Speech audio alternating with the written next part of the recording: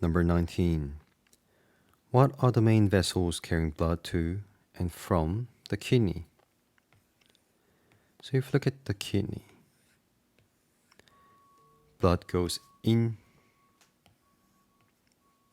to the kidney and out of the kidney. And blood that goes into the kidney is always the artery. And blood that goes out of the kidney and goes back to the heart is called the vein. So the artery always